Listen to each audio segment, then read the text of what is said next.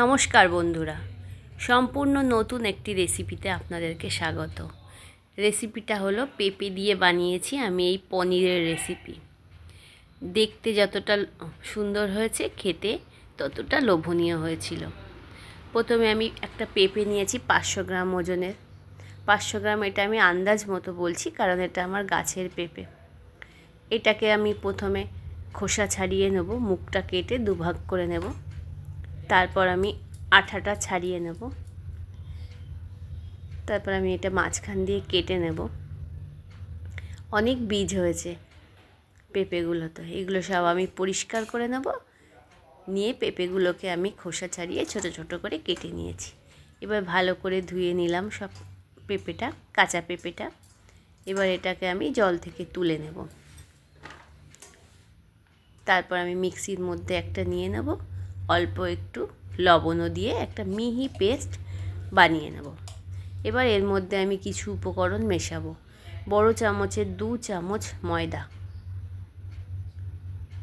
আমুল দুধ নিয়েছি আমি এখানে 3 চামচ মেশাবো, কারণ পনিরের একটা ফ্লেভার আনতে হবে। তো এই আমুল দুধের জন্যেই এই পনিরের টেস্টটা খুব সুন্দর হবে। এবার সবটা আমি ভালো করে মিশিয়ে নেব। দেখছি এখনও একটু পাতলা আছে। এবার আমি এখানে চালের গুঁড়ো মেশাবো। এই চালের গুঁড়োটা আমি 4 চামচ মিশিয়েছি। এই চালের গুঁড়োটা 500 পেঁপেতে 4 চামচ। পরিমাণটা যদি কম হয়ে যায় তাহলে পনিরটা কিন্তু ঠিকভাবে বসবে না। এবার অল্প একটু লবণ দিয়ে আর একটু ভালো করে মিশিয়ে পাশে রেখে দেবো।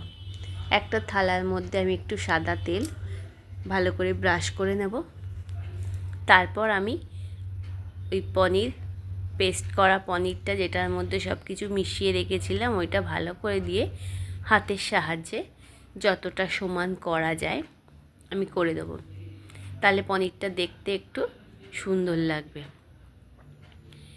এটা আমার রেডি হয়ে গেল। এবার কড়াইতে জল দিয়েছি, জলটা গরম হবে। তার আগে একটা স্ট্যান্ড বসিয়ে থালাটা আমি বসিয়ে দিলাম। এবার আমি চাপা দিয়ে এটা পুরো 20 মিনিট, প্রথমে 5 মিনিট হাই ফ্লেমে, তারপর 15 মিনিট ধিমি আঁচে সিদ্ধ করে নেব। 20 মিনিট পর দেখে নেব এটা ঠিকঠাকভাবে হয়েছে। একটা টুথপিক ঢুকিয়ে দেখে নিলাম যে গায়ে লেগে যাচ্ছে না, তার মানে ভাপানোটা ঠিকঠাকভাবে হয়েছে। এবার একটা ছুরি দিয়ে আমি পাশটা একটু ছাড়িয়ে পনিরের মতো আমি পিস পিস করে নিলাম। তবে এটা মনে রাখতে হবে, এই সময় যদি হুড়োপাটি করা হয়, মানে ঠান্ডা হওয়ার আগেই যদি এটা কাটার চেষ্টা করা হয়, তবে কিন্তু পনিরটা নরম হয়ে যাবে, ভালো হবে না। সম্পূর্ণ ঠান্ডা করে নিতে হবে, তারপর এটা পিস করতে হবে। দেখছেন পিসগুলো কি সুন্দর লাগছে আর কি সুন্দর স্পঞ্জি হয়েছিল আমার এই পেঁপের তৈরি পনিরটা। সবগুলো আমি একটু একটু করে ছাড়িয়ে নিলাম।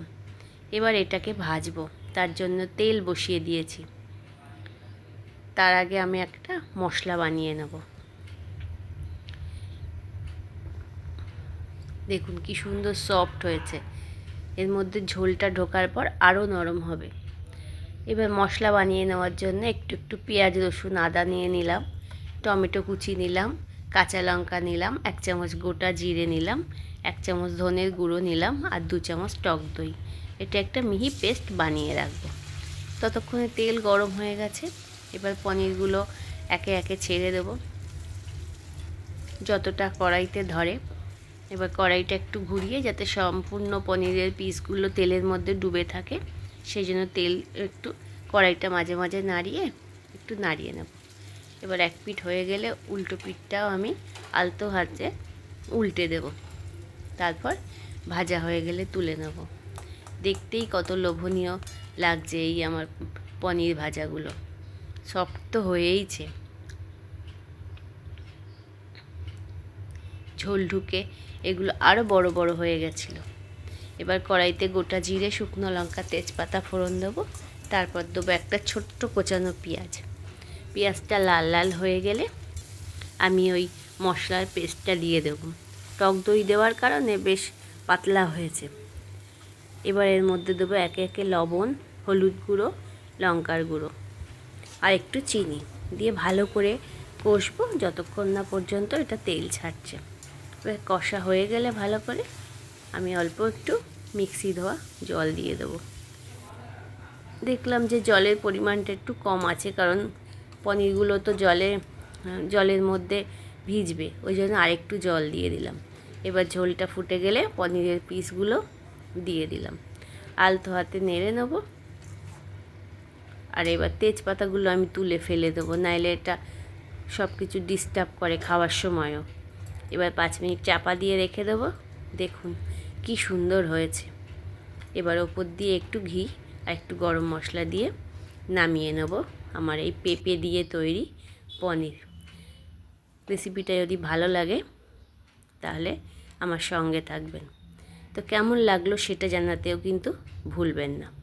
অনেক ধন্যবাদ আপনাদেরকে।